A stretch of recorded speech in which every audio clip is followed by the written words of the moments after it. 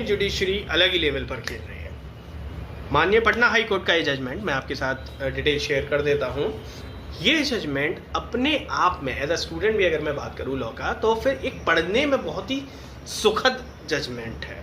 In fact अगर आप judiciary वगैरह की तैयारी कर रहे हैं या फिर जजमेंट राइटिंग की प्रैक्टिस कर रहे हैं, आप सबको ये जजमेंट रट लेना चाहिए। मैंने खुद ये 3 बार पढ़ा, तब ये मेरी समझ में आया। क्या कहता है ये जजमेंट? डॉक्ट्राइन ऑफ फ्रस्ट्रेशन को लागू करता है डाइवोर्स मैटर्स में। अब ये क्या बात है? डॉक्ट्राइन ऑफ फ्रस्ट्रेशन जो हम इंडियन कॉन्ट्रैक्ट एक्ट सेक्शन 56 के अंडर पढ़ते हैं, अब उसका डाइवोर्स से क्या लेना देना? अगर मैं सरल शब्दों में आपको बताऊं तो उसका मतलब ये है कि अक्सर जो सिचुएशंस बन जाती हैं डाइवोर्स मैटर्स में, वो ये बन जाती हैं कि आप सालों कोर्ट के अंदर घिस रहे हैं, क्योंकि डाइवोर्स लॉ अपने आप में बहुत ज़्यादा कॉम्प्लेक्स हैं।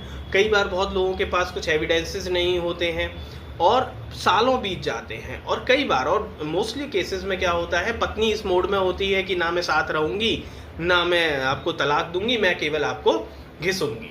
उन लोगों के लिए ये जजमेंट बहुत ज़्यादा वरदान होने वाला है।